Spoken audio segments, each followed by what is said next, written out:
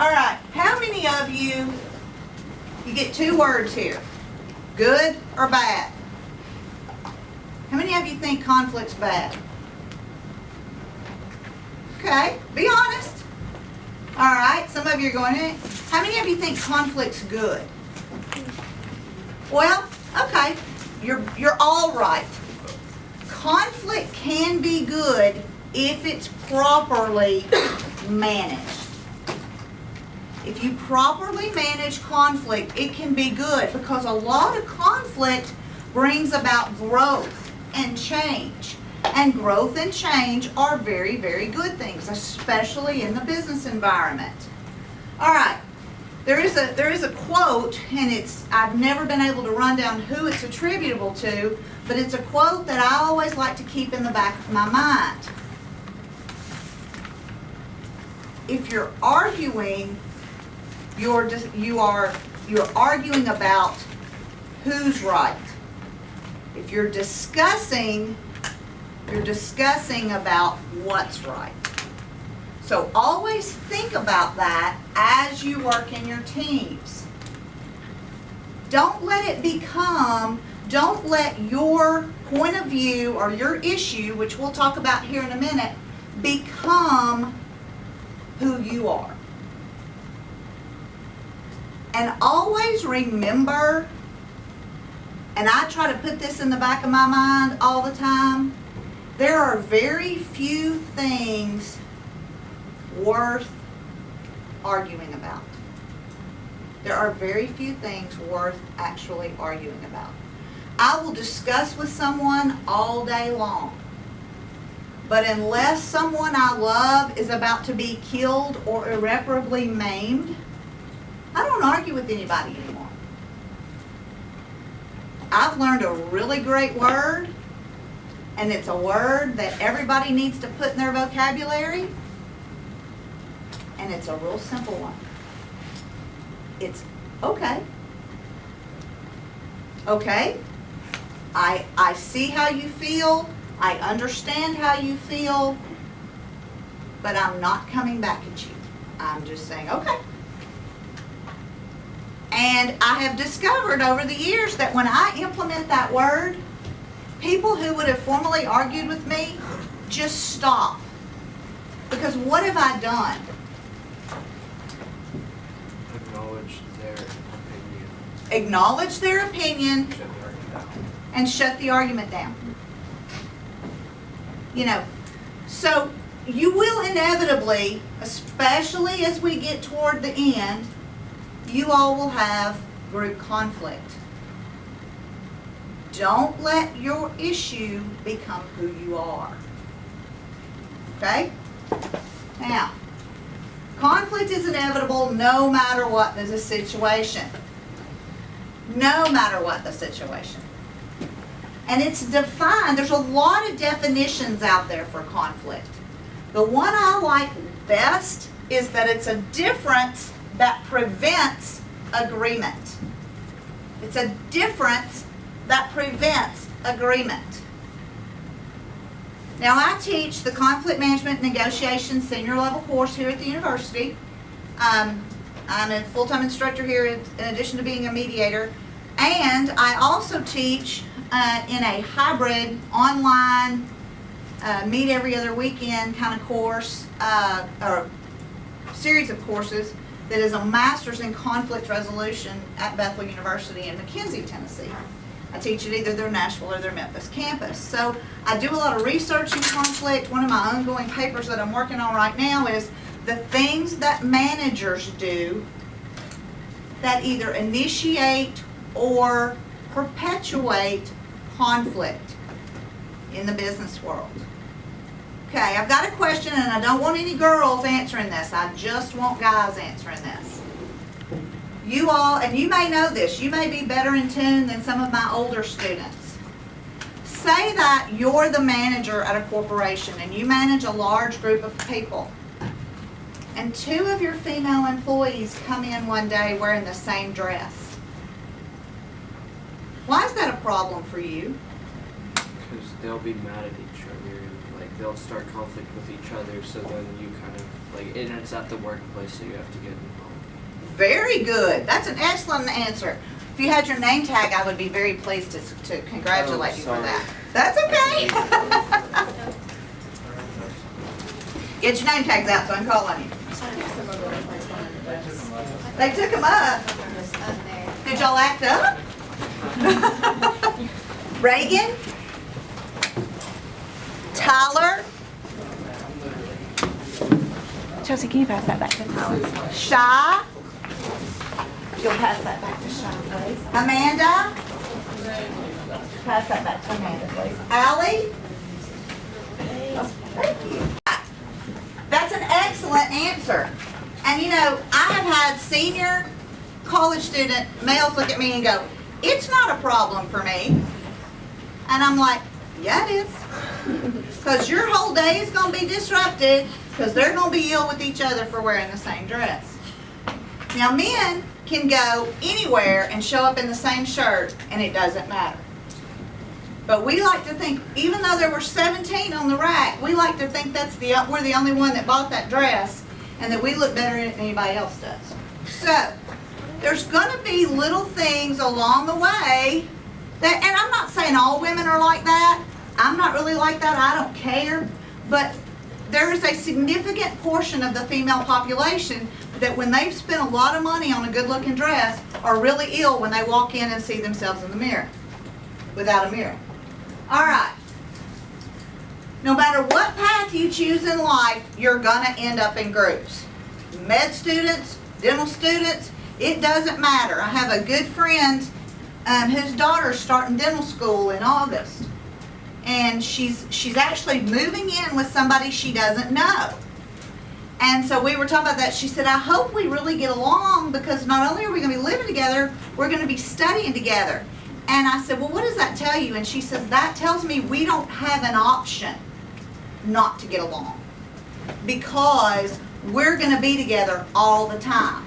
Because when you start dental school, you start as a cohort, and unless something tragic happens, you stay as a cohort. So you're already going to be in groups, like I said, no matter what you do. How many of you like to work in groups? How many of you don't like to work in groups? Be honest. Okay, Reagan, tell me why. Because there's human error. Right, okay. I'm a computer programmer. That's great. I hate working in groups because generally, and maybe it's different around here, but usually, especially at Forest, I always get stuck doing all the work and the entire grade rides on my performance. Okay. Nobody else wants to do it, they know I'm going to do it, so. I think you will find it a little bit different at Governor School because you all are topping your class. Yeah. And you're all used to toting the load for the group. And I was always that way. I was like, well, you know, I can just pick it up and do it, no matter what. But remember, somewhere today, the lowest performing doctor in med school is seeing patients. Oh my God. And you know, the thing that always cracks me up is when you grow up and you get out of college, you get out of school and you get out of college and you get out in the real world, you always run into those people that always had to carry their whole group. It's like once college ends, those people that didn't do their part cease to exist. They just vanish. So, I'm going to talk to you some ways about getting along. Okay, here's some conflict resolution styles. The intimidator. My way or the highway. We're going to do it my way. Sometimes that attitude is needed, but often it is a little overkill. You have the communicator. They're the person who collaborates. Everybody know what I mean by collaborate? Take a little bit of William's idea and a little bit of Ashley's idea and a little bit of Trey's idea, and you make it into the right thing. You know the number one reason people don't collaborate? They don't Nope, that's a good answer though. It takes time. It takes time to collaborate. The negotiator, that's the one that compromises. Now remember, compromising is good, but when you compromise, everybody loses a little bit of something. When you collaborate, you take the best pieces of everybody's. But when you compromise, there's a little bit of give in everybody. How many of you think you're an accommodator? Just whatever, as long as we keep the peace. You are going to be invaluable to your group. If you are in Blake's group, Blake is going to keep the peace. Whatever, man, whatever it takes, we're going to get it done. You have people that are procrastinators about conflict. They feel like if they put it off long enough, it will go away. If I don't address this today, maybe it won't be there tomorrow. If I don't address this today, maybe it won't be there tomorrow. What's the problem with that? It'll be there tomorrow. It'll be there tomorrow. In the past week, I have talked to people who had friends or relatives going through divorces after 43 years of marriage and 36 years of marriage, respectively, I should say. They were procrastinators. They put the problems off and put the problems off and put the problems off until they couldn't put them off anymore. How many of you are conflict avoiders? I know people that will walk around the block to avoid conflict. The problem with that is it takes its toll. One day you just explode all over somebody that didn't mean to do whatever they did because you've avoided it for so long. All right, let's talk about avoidance, because sometimes avoidance is okay. Most people avoid it because they dislike the discomfort that accompanies conflict. They do not consider the issue that important. And that's when I avoid it. I'm like, who cares? It's not that important. They feel the lack of power to force a change. If you are in a conflict and you do not exert your own given power, because everybody goes to the table with the same amount of power. If you don't assert that power at the table, so to speak, the other person will take it from you. They do not believe the situation can be improved, or they're not ready to negotiate. All right, so there are times when avoidance is okay. If the relationship from which the conflict has come is more important to you than the outcome of the conflict, avoidance is okay. Say that you're going out to eat with somebody and you really, really, really want to go one place, but they really, really, really want to go another. If you care more about them than where you go to eat, go where they want to go. Go where they want to go. And see, if you all were in my college class, one of the first assignments I give my college students is to go out over a weekend and negotiate for something. They have to negotiate, they have to go and initiate the negotiation and get something. And for some people, this is very, very hard. Now, I have people all the time that renegotiate their apartment leases, they negotiate things with their significant other, but some people really have a hard time pulling this off. Okay, where is the conflict coming from? Is it a position or is it an interest that is making you have this conflict? Where is it coming from? Okay? Well, let's talk about position versus interest. All right. Position versus interest. Your position is how you feel about the subject.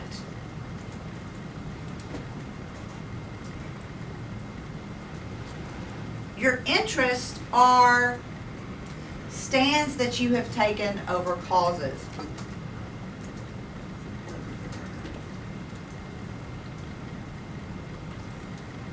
So, if we focus on interest over positions, we do a few common sense things that reduces conflict.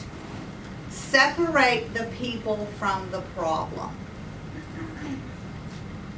Are you all by any chance, you're not sitting in your groups, are you? You are? Okay, you're sitting in your groups. Okay.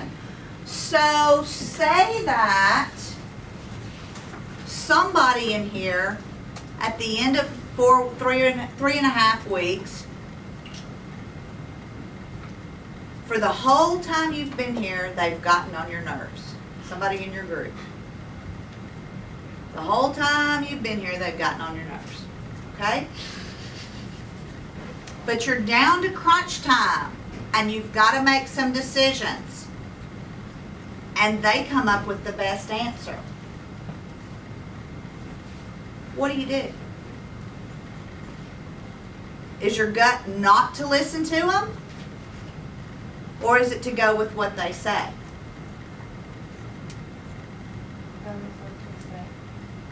Because you are doing what?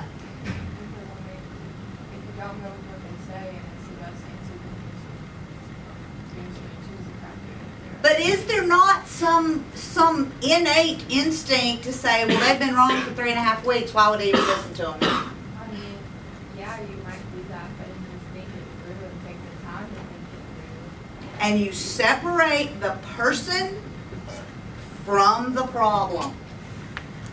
You separate the person from the problem. All right, some things that you can do when you're doing this, because what happens, whether you realize it or not, is you start to take a face-off position where it's us versus them. And I mean, I had a group totally divide on me one year.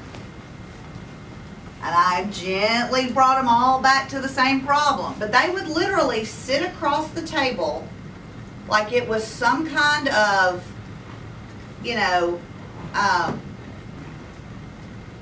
Arab-Israeli peace talk and just glare at each other. So the mediator, conflict resolver, mom and me made them get out of their chairs, sit down on the floor in a circle and hold hands. And they got so mad at me, but it took that edge off of that conflict. And when they did that, and they successfully did that, and they got that edge off of that conflict, the mom and me gave them a cookie. A real cookie, yes. Chocolate chip cookie. So, but it brought them back around, and I said, hey, now let's conquer the problem together. We conquered the problem together, and at that point in time, they awarded first, second, and third, and we finished second. If they had not had that standoff, I feel like we would have finished first. But that standoff took so much time and energy that I had to take and say, whoa, we're doing this. Let's do it. Okay. Just a little bit about interest and positions. Just give you a little story. It's a classic story. Describes two sisters fighting over the only orange in the family pantry. Each sister must have the entire orange for herself. Any less is impossible. A wise parent asks each of the girls in private why she wants the orange. One explains she wants the drink to drink the juice. The other wants to use the rind to cook a pudding. What each sister wants is her position. Why she wants it is her interest. What's the solution there? Split the orange between them. But how do you do it? Because they've got to have the whole orange. So one gets the Gives her the rind. pills. One gets the rind, the other gets the juice. So their interest is, their position was, I want the orange. Both of them had the same position. I want the orange, and there's only one orange. But they had different interest in the orange. And once you dig into their interest, you find out the reasoning. And I want to make very clear here that the parent talked to each girl in private. Why do you think they did that? Yes, ma'am. Well, if you talk to them together, I know with me and my sister, if I hear her saying she wants one thing, I'll just say I want that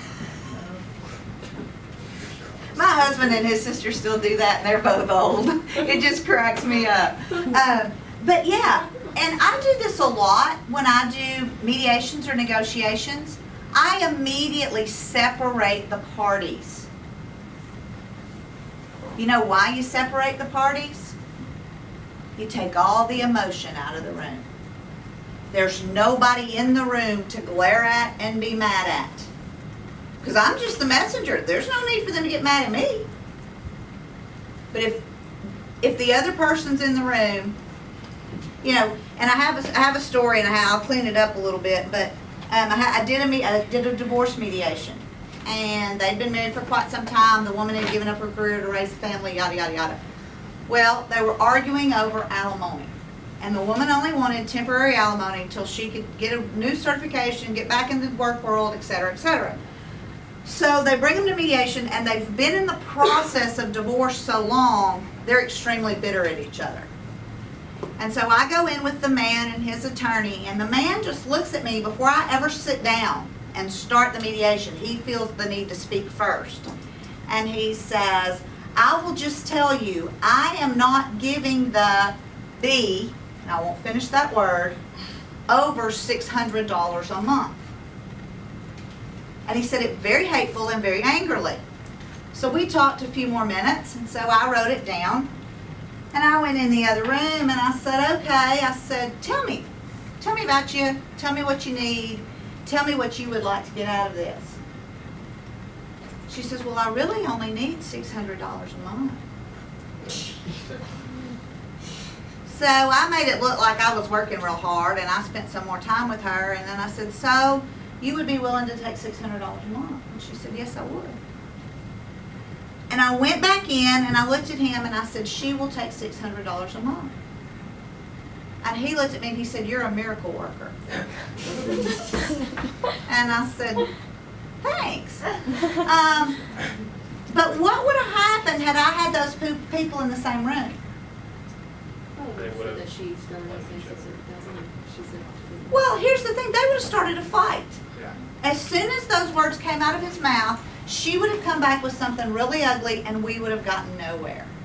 So if you immediately take the two people that are at odds with each other and put them in separate rooms and talk to them separately and then bring them back together, you have effectively sucked all the emotion out of that communication. All right. Give you a little term that you need to know. And it's a BATNA, and I don't have it on my slide. I apologize. It's capital B, capital A, capital T, capital N, capital A. Capital B, capital A, capital T, capital N, capital A. And that's a best alternative to a negotiated agreement.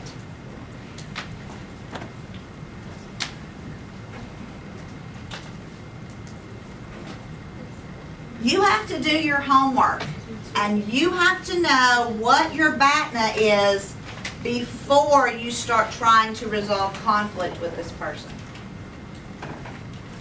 Where would you be if you didn't negotiate? Where would you be if you didn't negotiate? That's your BATNA.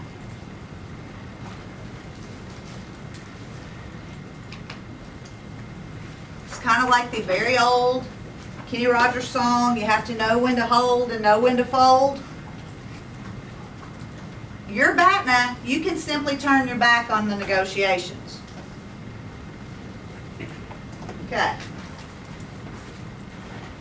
There's several causes of conflict. There are values conflicts. You will learn probably through this school, if you don't already know, that not everybody has the same set of values you do.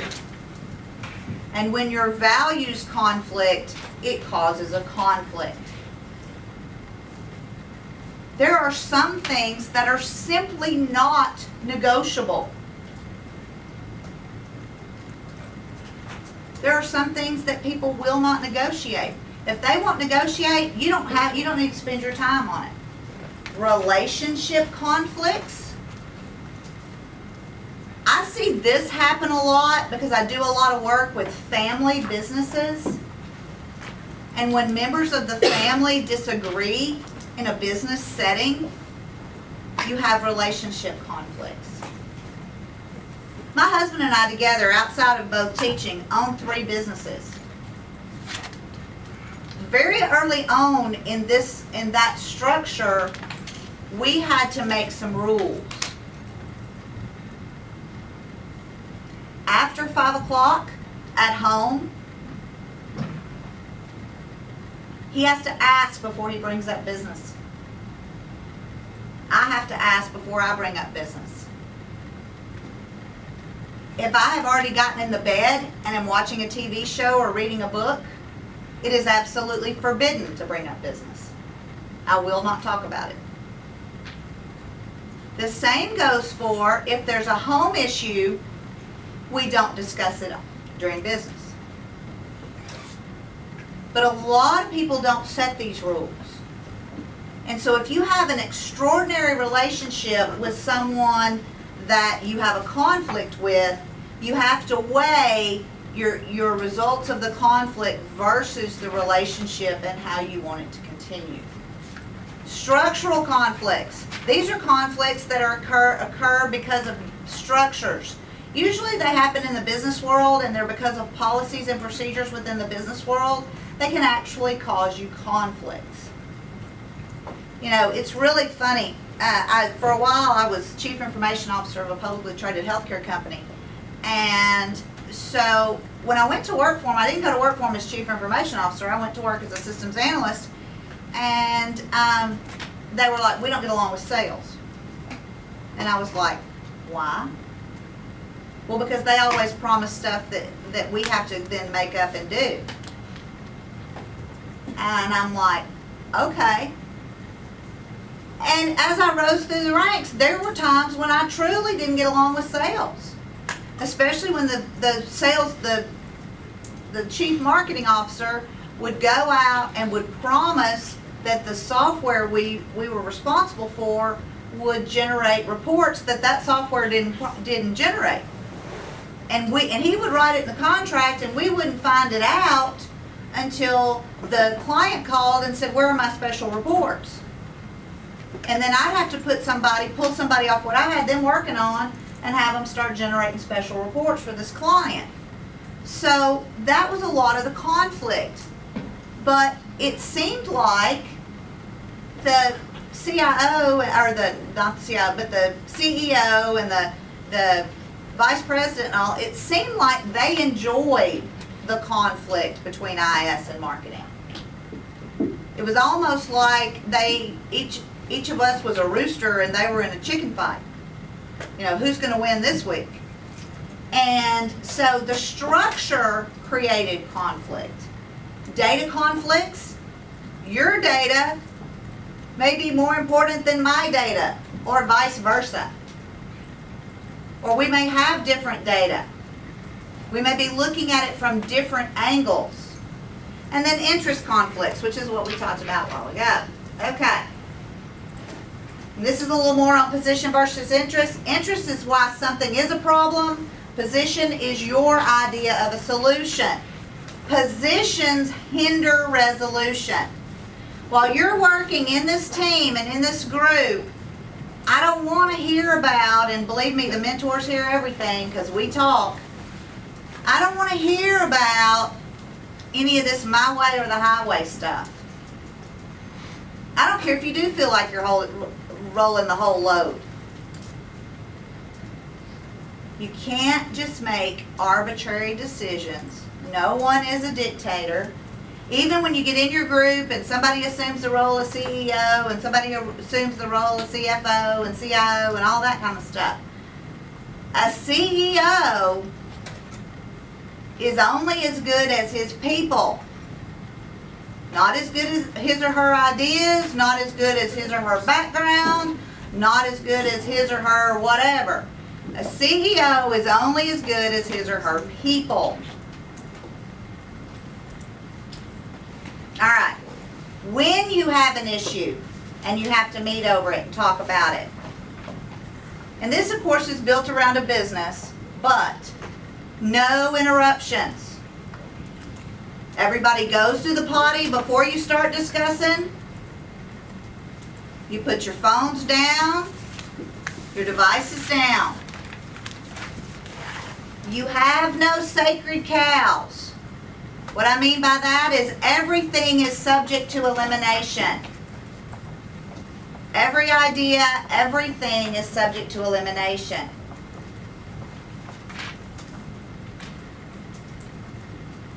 Personal revelations must remain among the team. Say that you have somebody in your group and they're getting really squirrely and you don't know why they're acting so strange. Well, maybe they're not comfortable with their role. If they're not comfortable with their role, there's a reason. If they bring that up inside your group, don't tell your roommate, don't tell your best friend here, don't tell your counselor, don't tell you the activities director. If somebody reveals something, keep it confidential. If it's something that you think is a problem, that's why you have Mr. Akins, okay? Now, facts are friendly. I love facts. Don't give me opinions. Does everybody know the difference in a fact and an opinion? Please tell me you do. Okay, if you don't, we can do a few minutes on that. Give me facts. Don't think, don't feel, know. One of the things I learned in law school is attorneys don't think, attorneys don't feel. They know. So people would get up to do arguments and they would say, I feel, and immediately the teacher would be like, attorneys don't feel. Or they'd say, I think. Attorneys don't think. Because I think means you've got an opinion. Okay. Constructive confrontation. Does everybody know about constructive confrontation? Don't finger point. Don't finger point. Use I statements, not you statements or we statements. Everybody does real work. Everybody needs to feel included. Everybody needs to feel needed. You don't need somebody whose job is just to go get things off the printer. Everybody needs to speak up and play a role.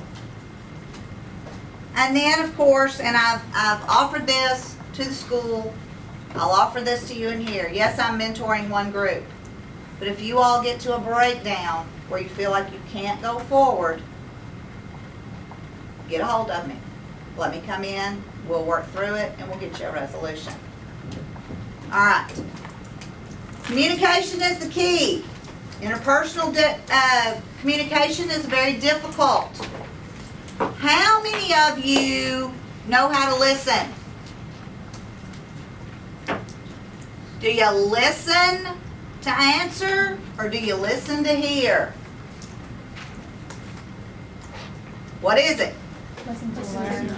Listen to hear, listen to learn. You don't want to listen to answer, because if you're listening to answer, you stop listening halfway through and start working on how you're going to come back.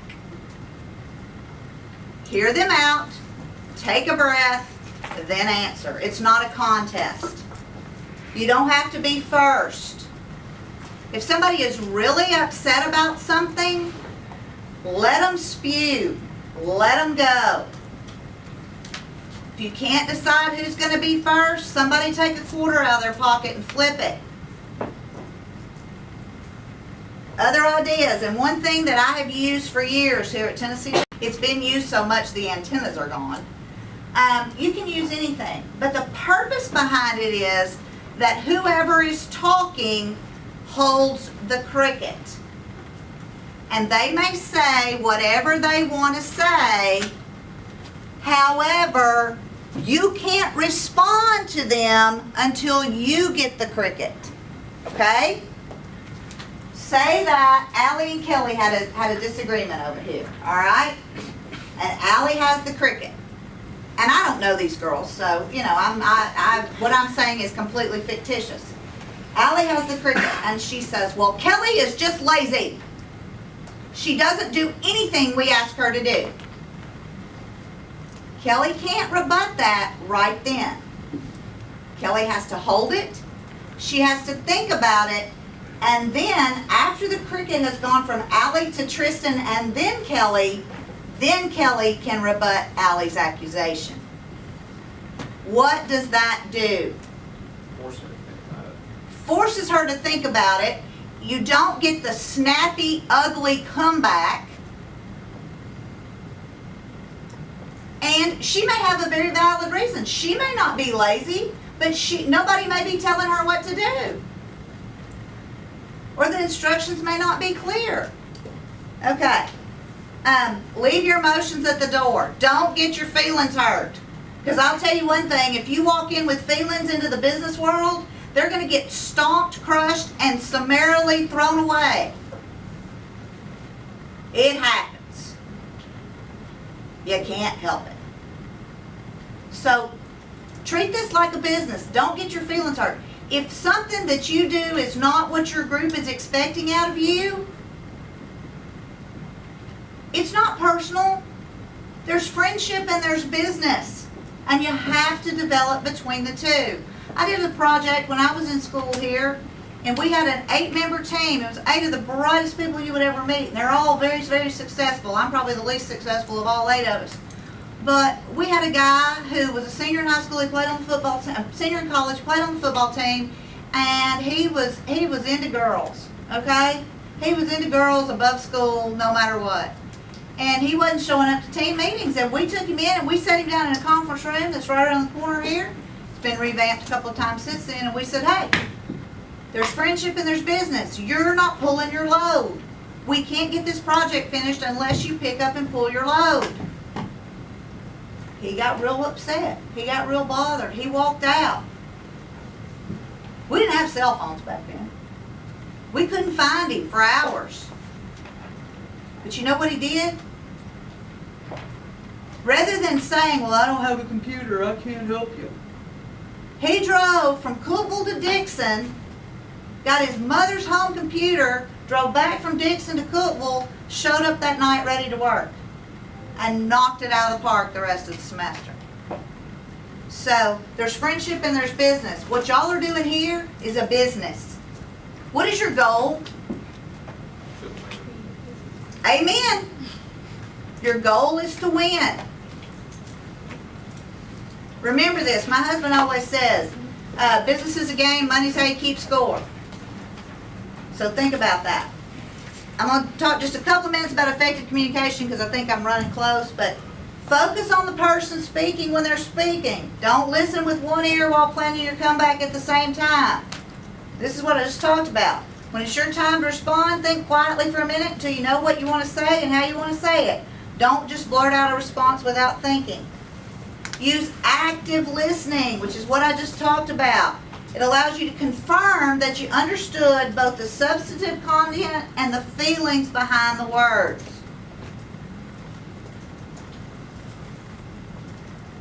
Use I messages. I briefly mentioned this a while ago, which allow you to express your feelings without directly attacking the other person, which would likely evoke a defensive and or a hostile response. I feel that you're attacking me. Make them answer that. Don't say you're attacking me. Say, I think you're attacking me. I feel that you're attacking me. All right, emotions. The first step in dealing with emotions is acknowledge them and try to understand their source. By saying something like, you seem to be very angry about what happened, you can encourage the other person to explain why they're angry and give you some ideas about how you might be able to fix the situation. Another thing that I would suggest that's even more direct than that is, what have I done to make you angry? What have I done to make you angry? Because say that Tristan's angry, okay? You may never get angry in your life, but you're close. So say that Tristan's angry and you guys don't know why. And say that maybe he is really angry at Brianna. But he's being angry to the whole group. What are you going to go to him and say, Eli? As you asking, I'm gonna say that I think he's angry and I want to know why. Yeah. You think he's angry, you feel like he's angry, you want to know why. Or you can say, what have I done to make you angry? If you say, what have I done to make you angry, you're very likely to get the response, nothing, but Brianna said I was doing a sloppy job. Okay? And remember, in the heat of the moment, we all say things we don't mean. And Brianna, he may have brought Brianna something and she may have said, this is sloppy. She doesn't know that he did it. She doesn't mean that he's doing a sloppy job. She just means that what she's reading is sloppy. I had a kid last semester in my group who was brilliant. He's coming to Tech. He'll be here this weekend for SOAR, but he's coming to Tech. He is technically brilliant. One of the smartest high school level IT kids I've ever had in my life. The kid could not write his way anywhere. He would write something and I'd read it and I'm like, who wrote this garbage? I did. Then I realized, I said, okay, you don't turn anything else in until who's my best grammar person? That one's ready.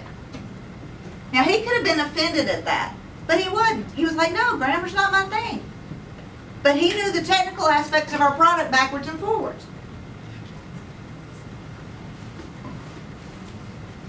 Don't just dismiss somebody as being unreasonable.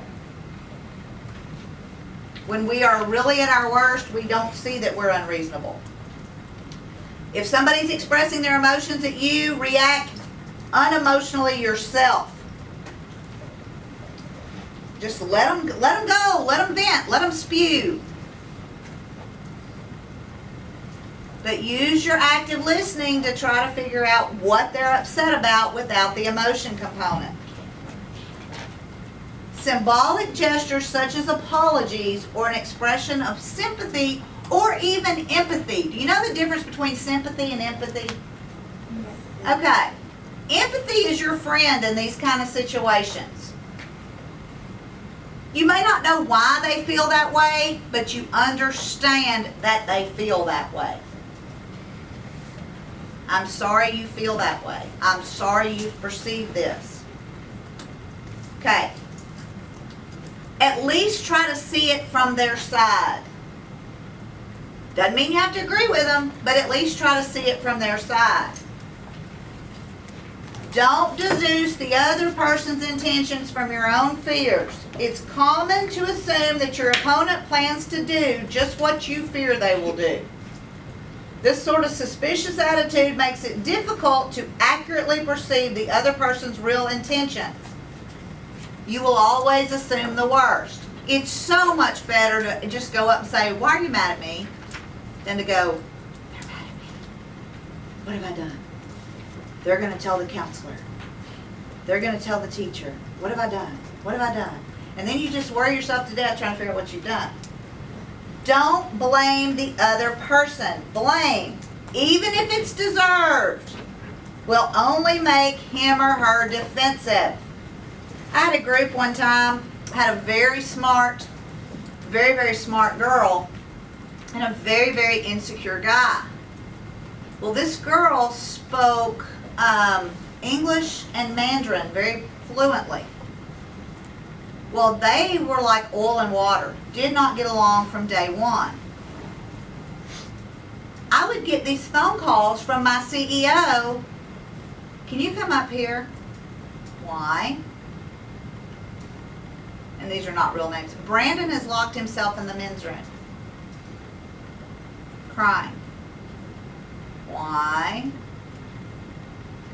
Because G just went off on him again. What is G saying? We don't know, we don't speak Mandarin, but it sounds ugly. Every day, or at least twice a week, I would come up here, not on a mentor day, and go get Brandon out of the men's room. Blame is going to make somebody defensive, and it'll make them have an attacked response. Blame is generally counterproductive. What is wrong with William printing the wrong set of documents? What's the worst that can happen? You have to reprint it. You have to reprint. Is anybody charging y'all per page? 10 cents? Well, they have $30 on their account. They have $30 on their account. Okay. Well, here you go. I guarantee you there's not a mentor in the group that if he picked the wrong range of pages, wouldn't be willing to chip in 10 cents a page to get the right range printed. Nobody's going to die because he printed the wrong range of pages. Okay? It's not that big a deal. Think about how big a catastrophe it is. What's the worst that can happen? My husband is a gun collector. This morning he had a safe that is larger than a refrigerator delivered to our house. It was huge in the store, but they got it to the house and it was even larger. And he said to me right before they got there, he said, I'm just so nervous. And I said, why are you nervous? He said, I just get nervous when they deliver something like this. I'm afraid it's not going to go in. And I said, what's the worst that could happen? They have to refund our money, less their trouble, and we go somewhere and we buy a smaller safe. Woohoo. Big deal. I said, or if you really want that one, give David, your contractor buddy, a call, have him come over, cut a hole in the wall, fix it so no critters can get in tonight and come back tomorrow and fix it. Either way, it's not that big a deal. Nobody's going to die if that safe isn't delivered or is delivered and there's a hole in the wall. Whoopee. So always try to think, what's the worst that could happen? And I will tell you this, have a contingency plan. Anything that I do that's big, I have a plan A, a plan B, a plan C, and a plan D. I passed this trait on to my daughter. When she was applying to graduate school, she had them all the way through plan K. Now that she's getting out of graduate school and looking for a job, she has them down to plan D already. So, always have a backup plan. All right. Discuss each other's perceptions. Explicit discussion of each side's perceptions will help both sides better understand each other. The screens won't blank. Oh, You have to move the mouse. I think I kicked something. Maybe, because I'm real bad about swinging my legs. What did I do? No, I don't think I did. Okay. I'm just gonna hit power.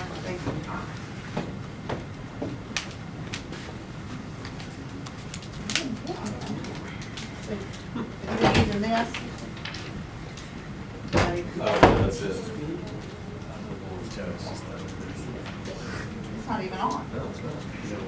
Died. It died. Oh, well, Okay. things happen. Things happen. I can go on from here. No problem. All right. Well, no, it's technology. It's only our middle name. Okay? Technological is only our middle name, so, you know. All right.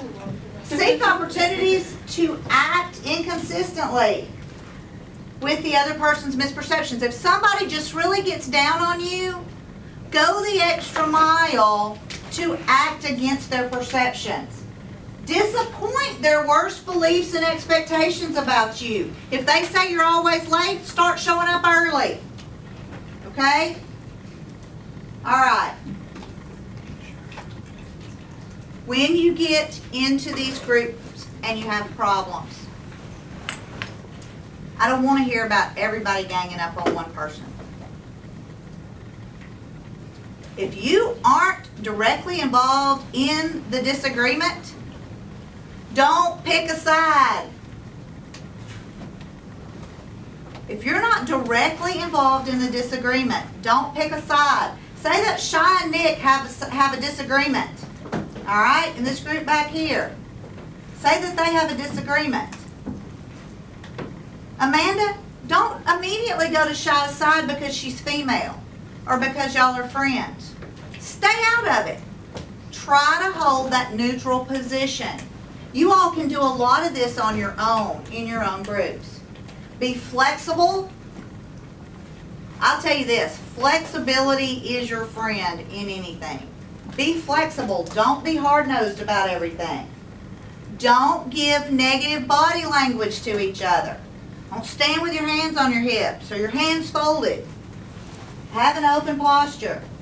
All right? Look at the causes of the conflict. What initially started all this? Brainstorm solutions together.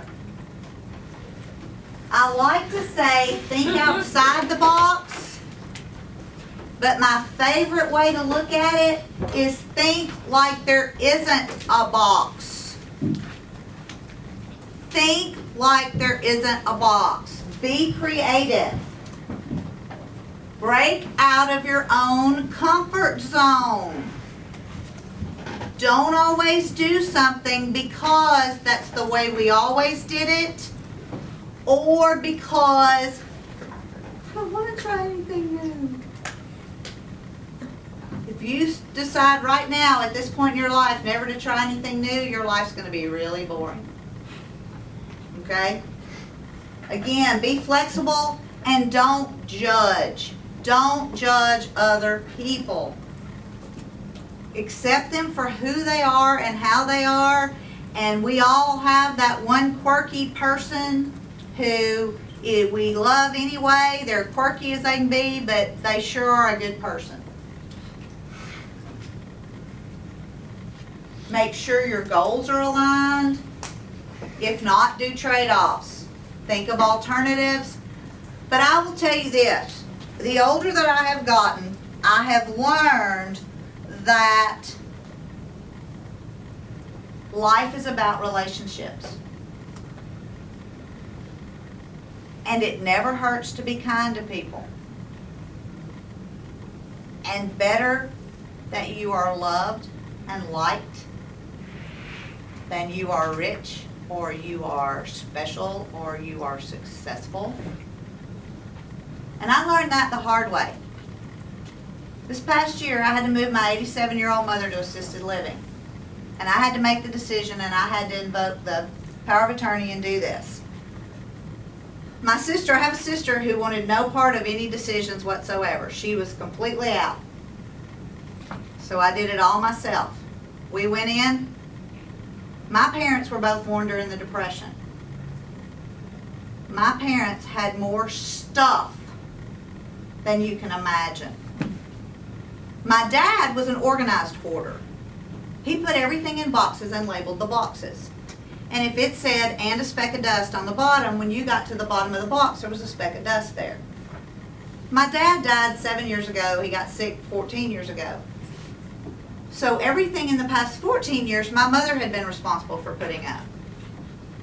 My mother put bank statements and Marie Calendar boxes in the same drawer, along with her underwear and her jewelry. So we had this enormous over 2,000 square foot house to try to get cleaned out, organized, and on the market. I just mentioned it to people. I had 11 not related to me friends step up, and we went through the house and we cleaned it out, and we had a very successful yard sale, and I sold the house just last week. But if not for those 11 people that over the years I had exhibited some kind of kindness to,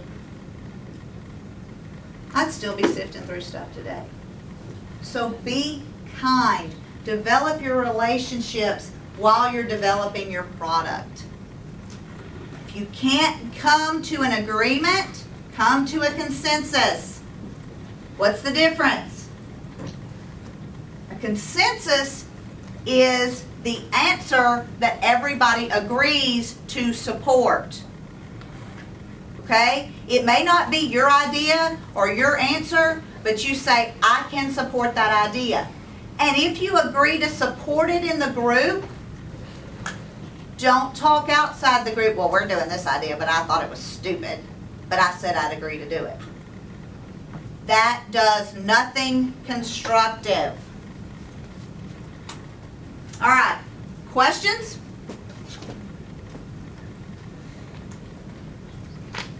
Ideas? Comments? That was great. Thank you. I really enjoyed that. Thanks. Thank you. Thank you. I'll also tell you this, and I don't know if you've been encouraged to do it in any other class. How many of you have ever taken the Myers-Briggs test? Okay. I would, and I can send you a link if they've got some time. I would suggest that everybody take it. And I would suggest that you learn not only what you are, but what the people in your group are. Because it can make a huge difference between getting along and not getting along. Because, especially when you look at extroverted and introverted and thinking and feeling. So I'm going to send him the link. He'll get it to you all. You take it and get to know what you are and what your group is. My daughter says, that's a psychology test on training wheels. Yes, it is, but it's a very easy one to understand, and it points out things about you that you go, wow, that is me. Yeah. It's eerily scary. Yes. This is a question that doesn't necessarily apply to us at governor's school. Okay, cool. Most of us do, want to find a conclusion. And, Yeah, work exactly. with it. But, when you're in your everyday life, whether it's, past college and then business or just, dealing with, stuff with your friends and whatever, how would you suggest dealing with a situation where conflict is arising between people and maybe the other person just is so closed-minded in their beliefs and how they feel about it that they will hear no compromise? What I usually do is I usually take them aside and say, look, you're really not listening. You're not, and I've actually, and this sounds cold, this sounds horrible, but I've actually cut people out of my life who were like that. I've actually said, stop. First of all, one thing I did at 40 years old is I gave up drama. If you love drama and you got drama, leave me alone. But I've said, look, if you're going to be so close-minded and so narrow-minded about this and not be willing to talk about it, then I think it's best that we not be in a relationship anymore. And I've cut people from my life. I have a cousin who is a drama queen. She, if you all have ever seen Pigpen from Charlie Brown with the guy with all the dirt flying around him, well, that's my cousin with drama. And we don't speak anymore. And we didn't end ugly. I just said, I don't do drama. And she's like, well, don't you care? And I'm like, yeah, I care. I understand and I care, but I don't do drama. And so sometimes you do. You really just have to say, if you're not going to be willing to listen to reason and discuss this as adults and human beings, then we need to part company, ouch, maybe temporarily, maybe temporarily, maybe permanently. And you will find that people will say, okay, well, I don't want to do that. let's talk about it. But some people are. I mean, I have a brother-in-law who absolutely sees the negative in everything. I mean, we can go to a restaurant, we can compliment a manager that comes to the table, and they're like, "I'm so glad to hear it. I've had nothing but complaints." And I'll be like, "Oh, I didn't know my brother-in-law ate here tonight." But, you know, he's so bad that my daughter was about 9 and looked at him and said, "Why didn't you smother me as a baby?" And he said, why would you even ask me that? And she said, "Well, if everything is as bad as you say it is, why would you even want me here experiencing this?" I mean, my daughter's always been very philosophical. But that didn't stop him. He just, you know, is very negative. So sometimes you just have to kind of either purposefully or gently move away from those people. Other questions? That was really a good one. Yes, ma'am. Have you ever dealt with like an abusive relationship case? I have. What was your best advice? Like, Actually, I had a divorce mediation that was abusive, and I had to throw the man out of my office. And he was talking down to me. He was screaming at. He was trying to. I had them in separate rooms, and he was trying to scream at his soon-to-be ex-wife through me. And I just told him, "You're not going to scream at me. You're not going. This isn't going to happen. Blah blah blah blah blah." And he said, "Who's going to stop me?" And I said, "I am." And he lunged for me, and I moved, and I put my hand on the phone. And I said, "You can either leave, or the police will escort you out of here." And I went in, and she was actually under my desk hiding because he had been screaming so loud. And I let him leave, and I actually called a police officer friend of mine who was on duty and had him escort the woman home. Told her to go immediately and get a restraining order against him. And they actually had a very successful divorce, and they got it all. But I mean, it was the vantage point I had, and as a hobby, I was a cop for 12 and a half years as a volunteer, and I've never really been scared of anybody. I'm terrified of mice and snakes, but you can put me up against an 8-foot man, and I'm not scared of him. And this man really was trying to intimidate me and get his way, and I told him to hit the road. So, you know, the problem with abusive relationships is the people that are in it, the person that's being abused has to be ready and willing to make the break. Because I've had friends that I've helped get away, and they've gone right back. And I've told them, until you are not doing repetitive behavior, don't come to me for help. And you have to tell people that. You have to say, until you're willing to change, I can't do anything about it. Did that help? Yes. You had a question. Yes, ma'am. What if, you remember earlier in the lesson you're talking about using the word okay to kind of shut down an argument? What if the person is, like you say that, but then instead of stopping talking, like they just keep going anyway? Like, what do you do then? Like, I've done this. There's a particular person, he's a good friend of mine, but you know, I'll just be like, okay, and he'll be like, well, yeah, and blah blah blah blah blah blah, and blah blah blah blah blah, and he just keeps going, and that he didn't take that okay as a sign that I was like trying to end the argument, more so that he was right. Well, when that happens, I get away from the situation as quickly as I can. I get very, very quiet. And, you know, and I've had people say, "Why are you quiet?" I said, "Okay." Yeah. And you're not really saying they're right. You're saying, "I'm done. I'm not arguing about this anymore. I'm done." And there are going to be those people, because I know those people, that always take it as you said they were right. And those are the kind of people that I generally tend to distance myself from, because they're going to say, you know, my husband and his sister could honestly look at his shirt and say, my husband would say it's purple, his sister would say it's blue. You know, just for the sake of an argument. And, you know, I just remove myself from the situation. If they want to stay in one room and argue, I go find something to do somewhere else. And like I said, if it's not, someone's not going to be killed or irreparably maimed, it's not worth it to me. Anybody else? These are great questions. Anybody else? Well, I'll tell you, I do teach a class here in the College of Business. It's called Conflict Management and Negotiation.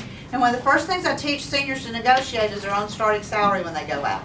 very first semester I ever taught it, one of the guys emailed me back after the semester and he said, your class was awesome. He said, because of what you taught me, I went out and I negotiated a 25% increase in what they were willing to pay me as a starting salary.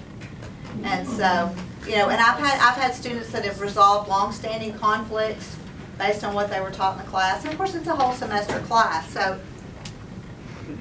it's more than what I've just given you today. But if you all do get into, I know it won't happen, y'all seem to be a good group of kids, but if you do get into a conflict, contact Michael and say, hey, we think we're at a point where maybe Miss Wells needs to come in and hear us out. So I'll be glad to, and I'll bring my cricket. Thank you. Any more questions? What exactly do you do with the cricket? Which one? What, I'm sorry. The statue or whatever that you were talking Oh, about.